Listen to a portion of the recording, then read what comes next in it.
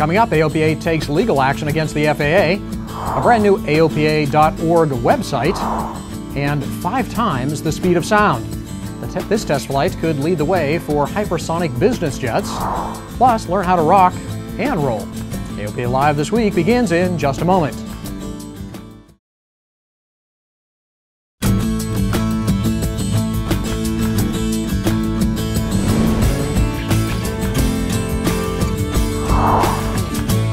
Arbitrary, capricious, and fundamentally flawed.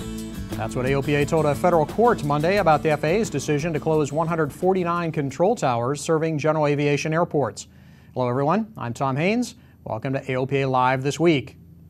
The FAA thought closing these GA towers would be an easy way to save money as demanded by the sequestration law. Contract towers were low-hanging fruit, so to speak. We are not low-hanging fruit in general aviation. And FAA better not think that we are. AOPA made sure that the court understands the pilot's point of view with an amicus curiae brief filed in support of the lawsuit contesting the tower closures. The FAA didn't talk to pilots, which we represent. One would think that if you're making a decision like this and saying, well, we're going to just close all these towers, that you would at least talk to pilots. More fundamentally, these were set up for safety and efficiency, and they deserve an analysis on that basis. And just speaking as a lawyer, it's not just a nice thing to do to consider safety and efficiency of these airports. It's in fact a statutory duty of FAA. That's what they're supposed to do.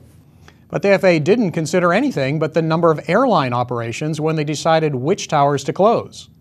And not only was their criteria that you had to have so many commercial operations, it didn't matter whether you had 500,000 general aviation operations at an airport. It didn't matter. If you didn't have the commercial operations, you were dead in the water. Now, AOPA acknowledges that not every contract tower should remain open, but the decision should be taken after a careful review of the safety and traffic issues at each airport. And whether FAA continues to pay for contract control towers is an important issue to pilots. Many of these communities, as evidenced by the large number of airports that are suing, feel strongly that their towers should stay open. Okay, and Uncle Sam says, well, you know, we're not gonna pay for this anymore. Somebody else needs to pay. What does that mean for general aviation? You know what that means as well as I do. That means that the state and local community says, okay, we're going to keep our tower open. You got us in a corner, federal government. Thanks a lot. So we're going to keep the tower open. It is going to be a matter of weeks before they figure out that, oh, the way to handle this is something called user fees. I don't care what name you call these things, taxes, hangar fees, landing fees, whatever. They all add up to the same thing, user fees, and they're going to put it on the back of the pilots. We want to avoid that. It's the wrong way to run. The national airspace system. The court will hear the lawsuit June 5th. The control towers are scheduled to close June 15th. Maybe.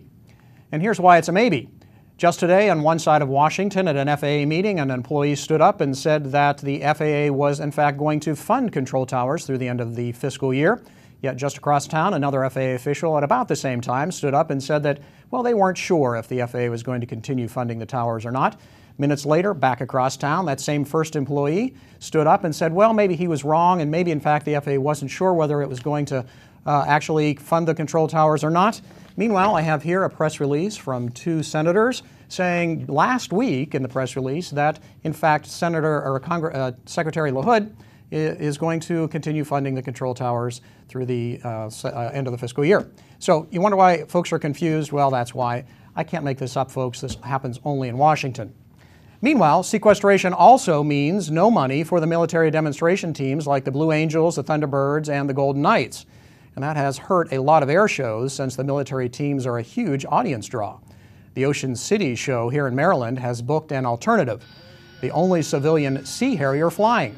Former Marine test pilot Art Knowles bought the aircraft from the Royal Navy and restored it for a reported $2 million. The Ocean City Air Show runs June 8th and 9th. The net effect of the sequester is really mixed for the private demonstration teams. AOPA Live's Paul Harrop caught up with Team Aerodynamics. They say they're getting as many new shows as they are losing old ones. Team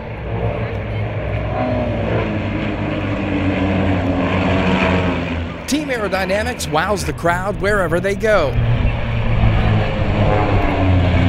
Whether it's day or night, the team of Van's RV flyers keeps it interesting. But these days, it's Congress that's keeping them on their toes with the sequester. I would say it's helped as much as it's hurt. The military jet teams are grounded, leaving airshow promoters to scramble if they don't cancel altogether. There's a lot of upsides for us. As a business, the phone started ringing immediately as the Thunderbirds started to stand down from their shows.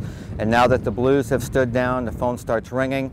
They're looking for replacement acts, and that's very good for us. Team leader Mike Kahuna Stewart says even though the number of shows they fly works out to be a push, he's still happy with the hand they've been dealt. We're a large team, we headline a lot of shows, we're well known in the market space, and so it's a net positive for us as a business. And seeing Team Aerodynamics fly is a net positive for the crowd. Paul Harrop, AOPA Live. If seeing Team Aerodynamics makes you want to buy an RV and start doing acro, you're in luck. AOPA Pilot Senior Editor Dave Hirschman did just that. He's got tips on how to roll.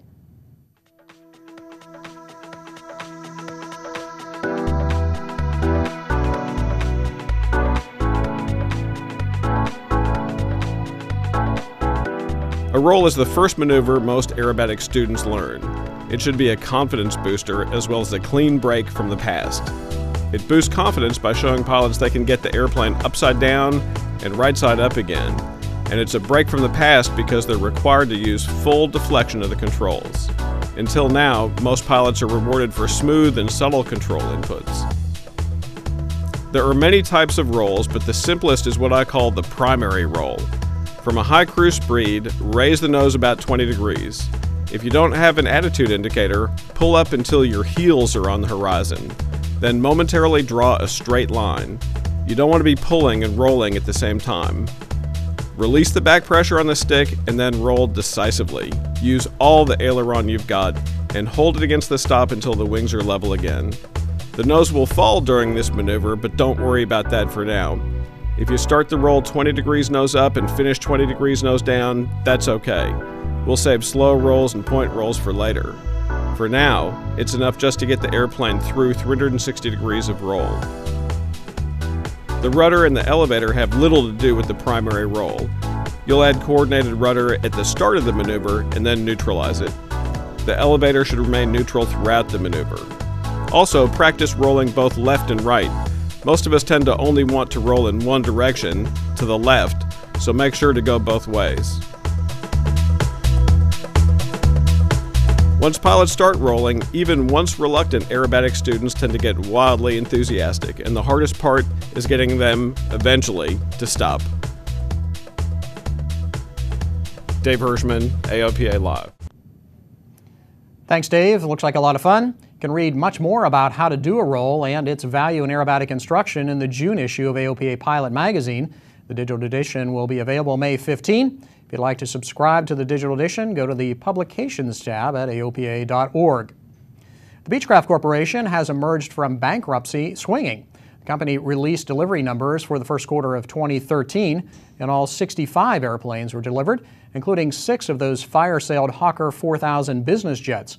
The biggest movers were King Air twin turboprops. Only 16 piston aircraft were delivered. There's a new record for hypersonic flight endurance. Boeing's X-51A Wave Rider flew its final flight last week and made history in doing so. The missile-shaped aircraft dropped from a B-52 over a military test range off the California coast. It went supersonic under rocket power. Then the air-breathing scramjet powered the Wave Rider to Mach 5.1 and kept it there for 3.5 minutes. Scramjet engine technology is likely to be developed for both civilian and military use in coming years. The Solar Impulse has completed the first leg of its sunlight-powered flight across America. The spindly bird took off from Moffett Airfield at the south end of San Francisco Bay and 18 hours later touched down at Sky Harbor in Phoenix. Boy, wouldn't you like to hate to be behind that guy in the sequence. Solar Impulse approaches at something a little under 25 knots. The pilots expect to be in St. Louis by late May and Washington by mid-June. And you can see an exclusive interview with the Solar Impulse pilots on AOPALive.org. Just look in the technology or aircraft channels. Coming up after the break, a brand new AOPA.org. And you check all the fuel sumps, but when was the last time you pre-flighted yourself? You're watching AOPA Live this week.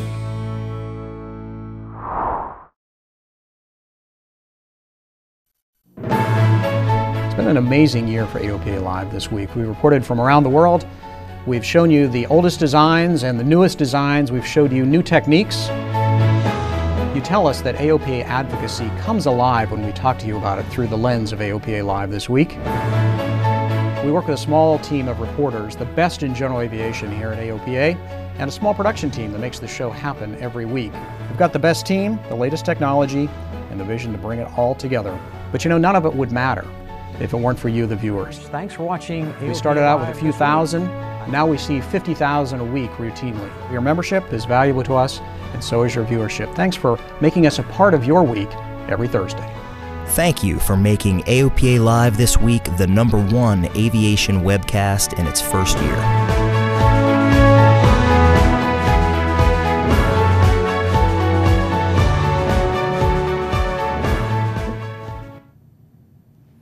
Welcome back to AOPA Live this week.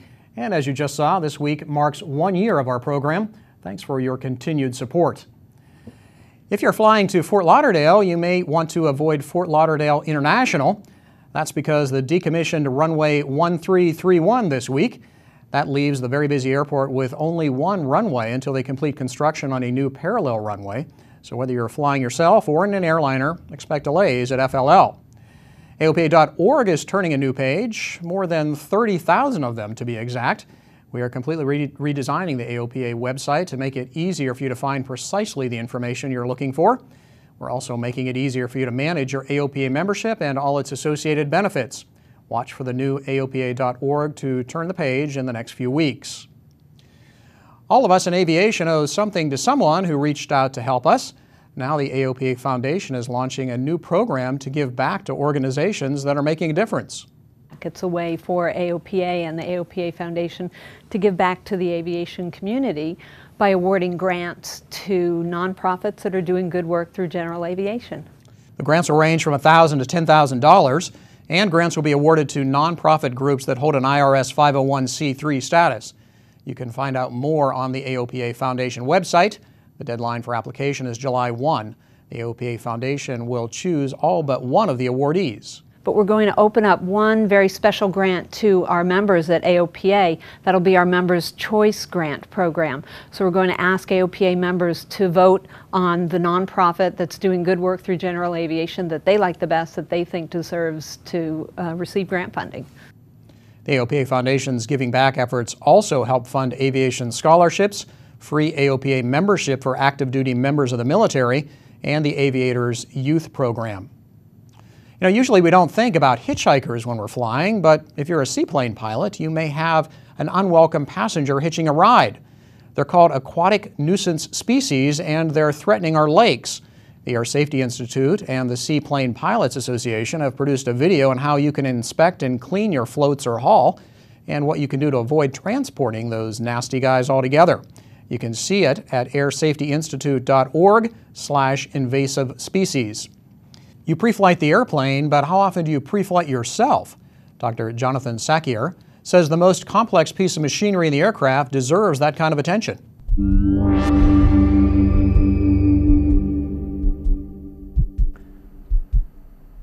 We all have our disciplines to prepare for a flight. Obtain the weather, check out our destination airfield, prep the plane, and check weather again. I like to look at satellite imagery of the destination and alternate airports for clear areas to touch down in the event of an emergency. But what of the most important and complex piece of equipment on the airplane? A device with a fairly lengthy TBO, ingenious operating systems, and very high value. you. Yes, I know you memorized acronyms like I'm safe, but how seriously do you take it? Let's review. I, that's for illness. Am I sick? Feeling a bit peely-wally, as we say in the old country, or am I still recovering from the flu? If the answer is yes to any of these, do not fly. You're not up for it. M is for medications.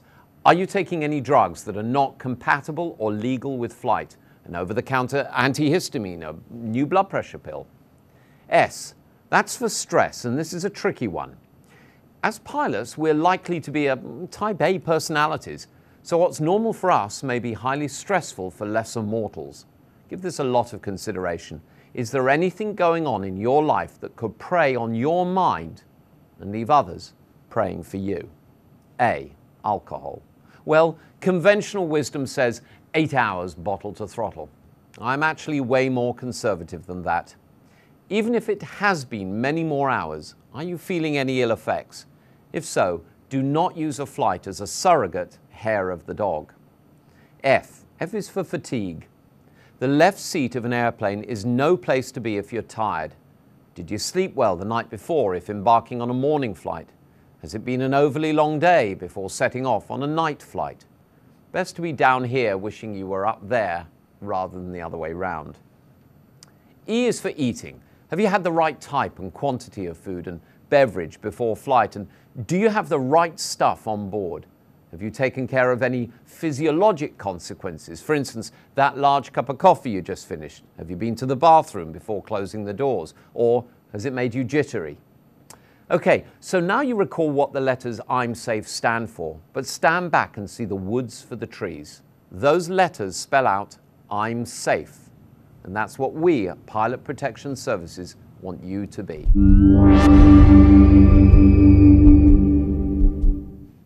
Thanks, Jonathan, and thanks again for making us the #1 aviation webcast in our first year. We couldn't do it without your viewership. Here's to many more Thursdays. I'm Tom Haynes. Thanks for watching.